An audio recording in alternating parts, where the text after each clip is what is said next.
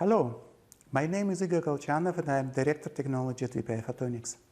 This video is about how quantum communications, and more specifically quantum key distribution systems, can be modeled using a classical simulation framework. The QKD technology can provide a very high level of telecommunication security based on the fundamental physical principles. For this reason, it attracts a considerable attention. However, the QKD systems that are currently commercially available have a number of serious limitations. For instance, they support only point-to-point link topology, have a limited reach, require dedicated dark fibers, are bulky and costly, which makes it difficult to integrate them into the existing telecommunication infrastructure. More advanced QKD systems need to be developed in the future, and this will require efficient design and simulation tools. VPIphotonics is a leading provider of the simulation software for classical communications. However, quantum communications are based on different principles. For this reason, we joined the Unicorn project, which is part of the European initiative Quantum Flagship. Let me continue with a slide presentation that has been recently given at the Industrial Quantum Photonics Technology Summit in Barcelona, organized by EPIC. The mission of the Unicorn project is to make quantum communications affordable for everyone. For this to happen, quantum components have to be realized as system on chip. This will make them compact, inexpensive, and support in mass production. The quantum chips will be designed, manufactured, and packaged as photonic integrated circuits, PICs. After that, they will be integrated into telecommunication systems and networks. The project consortium involves 17 partners, including research institutions and industry. The role of VPIphotonics is to focus on design and simulation tools. Doing this, our company receives valuable support from the project partners who have solid experience in the field of quantum communications. Our work can be divided into two main areas: the development of quantum models for system-level simulations and development of models for circuit-level PIC simulations. At the system level, it is possible to simulate particular QKD protocols and estimate secure key rates using a QKD library in our VPI Transmission Maker optical systems tool. This is the main topic of this presentation, but let me start with a brief overview of the circuit-level quantum simulations. Circuit-level simulations of quantum PICs are based on compact models for the building blocks supported by a process design kit of the respective foundry. For instance, a library of the building blocks provided by the project partner Smart Photonics is shown here. It includes the waveguides, couplers, tunable and active components. Smart Photonics works to advance their indium phosphide integration platform to satisfy high requirements of the QKD applications. When new quantum-grade building blocks become available, the VPI Toolkit PDK Smart will be updated to include them. After that, QKD subsystems, such as transmitters using various modulation formats or coherent receivers, can be designed and simulated pretty much like normal classical PICs. For this, VPIphotonics offers the layout-aware schematic-driven approach. It allows the designer to concentrate on the functional aspects of the photonic circuit already at the initial design stage. Each circuit is represented by a schematic containing building blocks with their compact models. It stores information about parameter settings of the building blocks and connectivity of their ports. All this defines the circuit function, thus enabling its simulation and optimization. With the layout-aware approach, the schematic also contains the layout data, for example, positions, orientations, and dimensions of the blocks and their ports. The design tool is able to resolve the elastic building blocks to make sure that the design is valid with respect to the geometrical constraints. Finally, the schematic can be exported to a layout tool such as OptoDesigner, Nazca, or IPKIS to generate a GDS mask. It is worth mentioning that VPIphotonics participates in another European project, Impulse, whose objective is to standardize communication processes and data exchange between foundries and design tool vendors. Now we return to the system-level modeling of QKD systems. Let us first consider the classical simulation framework. A system configuration is defined by a network of interconnected building blocks such as light sources, modulators, filters, polarizers, and so on.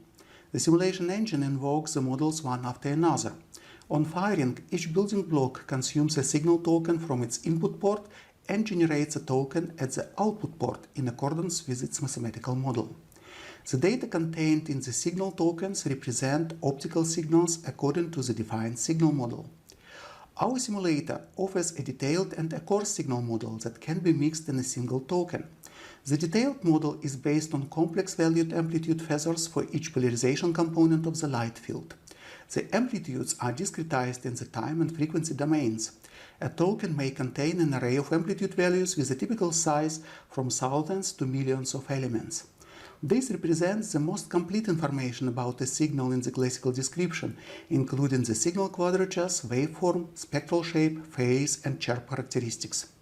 In contrast to this, the coarse model contains only basic data, the wavelengths of the channels or noise elements, their powers, and Stokes vectors. This can save a lot of computation effort if detailed calculations are not required for certain signal components. Mixing signal models may be quite useful for simulations of the coexistence scenarios when the quantum and classical channels share the same fiber but have different characteristics such as wavelengths, symbol rates, and so on. For quantum communications, the classical framework has to be extended to take into account the quantum properties of light. In general, this is a challenging task that requires fundamental changes in the signal and the component models. However, the existing framework can be applied for continuous variable QKD systems using weak-coherent signals and the so-called prepare and measure protocols. This is an important class of the QKD systems because the required technology is compatible with the existing telecommunication technology. Here are the reasons. The quadratures Q and P of quantum coherent states can be represented by the quadratures of the classical complex amplitude, as it is usually done in experimental realizations of CV QKD. For coherent states, the signal transformation rules in photonic components are the same as for the classical signals. Time series of coherent states can represent realistic waveforms, filtering and jitter effects. The probabilistic nature of quantum measurement results in and can be modeled by shot noise in photoreceivers. Electrical excess noise can be modeled as voltage fluctuations, while optical excess noise can be modeled as quadrature fluctuations or as noise elements in the coarse signal model. Thus, the required infrastructure is already available in the classical framework. What is needed are new models for estimation of the secure key rate and for classical post-processing. Let us consider how this works. Alice prepares coherent states with Gaussian distribution and sends them to Bob. Bob measures the coherent states using a coherent receiver. The generation, measurement, and propagation of the quantum states are modeled using the classical framework. The transmitted and received states are used to calculate the mutual information between Alice and Bob, the signal-to-noise ratio SNR, and the Haleva bound for the information of Eve. Now a specific information reconciliation scheme has to be selected. After that, the reconciliation efficiency beta can be determined from the estimated SNR. From the mutual information, Haleva bound, and the reconciliation efficiency, the secret key rate can be easily calculated. Such a workflow has already been implemented in our simulation tool as a prototype solution and can be used to estimate secure key rates. Currently, we are working on the final step, the classical post-processing. After that, the entire chain of the protocol steps will be available in our simulator. Our models have been verified by comparing simulation results with analytical modeling, which are shown here by the orange dots and green lines, respectively. For this, we assembled a schematic that simulates an ideal Gaussian CV QKD system. We studied the effects of the modulation variance, fiber attenuation, quantum efficiency and thermal noise of the photodetectors, power and noise of the local oscillator, Raman scattering noise, and the limited resolution of the analog to digital converter on the characteristics of the QKD system. A good agreement was achieved between theory and simulations. The visible deviations are explained by the finite size of the statistical sample. The lower three graphs illustrate dependence of the mutual information, shown by the blue lines, and of the Haleva bound, shown by the red lines, on the selected parameters of the QKD system. A necessary condition for secure communications requires for the mutual information to exceed the high-level bound. This defines the acceptable ranges of the system parameters.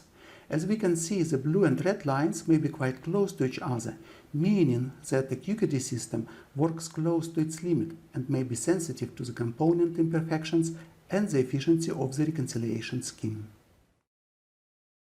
This slide illustrates a more sophisticated example of a CV QKD system, including a piloton for phase recovery. First, we generate an electrical pulse train using a sine wave source, an electrical multiplier, and an amplitude optical modulator. The waveform is accurately modeled using multiple samples per pulse. Then, the pulse train is passed through an IQ modulator, where the pulse quadratures are randomly varied according to the Gaussian distribution. An upper graph shows the waveform containing 4 pulses. Finally, the signal is attenuated by several orders of magnitude so that the quantum noise becomes an important effect. After transmission through the fiber, we detect the quantum signal using a heterodyne receiver. We assume the transmitter and local oscillator to have a phase noise specified by non-zero line width values. Furthermore, the optical frequencies of both lasers have a mismatch of 20 MHz. Under such circumstances, for any fixed symbol, the received signal forms a ring-shaped cloud in the phase space. Hence, the key distribution is impossible without a phase recovery. However, we can get it with the help of a piloton that uses part of the light emitted by the laser of the transmitter. As shown at the spectrum graph, the piloton has a magnitude exceeding that of the quantum channel, thus making possible an accurate detection and processing by the DSP block. To avoid interference with the weak quantum signal, the optical frequency of the piloton is downshifted by 1 GHz using an IQ modulator. For even better isolation, the polarization of the piloton is set orthogonal to the quantum channel. In such a complex setting, our simulation technique offers still a relatively simple solution for estimating the dependence of the secure key rate on the modulation variance for different fiber lengths, as shown in the lower graph. To sum up, simulations of CV QKD systems using a classical modeling framework are feasible. They can be used to study various system and link options, taking into account realistic component characteristics. Using simulations, system optimization and estimation of secret key rates are possible. In addition to the system level, the circuit level simulations together with quantum process design kits can be used to design QKD subsystems at the chip level. As for our plans for the future with respect to the continuous variable protocol, we are working on implementation of the post-processing algorithms and applications of our simulation tool to study typical use cases and coexistence scenarios. Besides the CV QKD protocol, we are also working on discrete variable QKD systems that use weak-coherent signals. This will require implementation of single photon detector models and some R&D work on the framework itself. In the more distant future, we will work on modeling protocols using non-classical and entangled states of light, which is a challenging task. Let me note that we are open for collaboration with partners interested in the development of QKD technology. I would like to thank you for watching this presentation and would appreciate your feedback. Goodbye.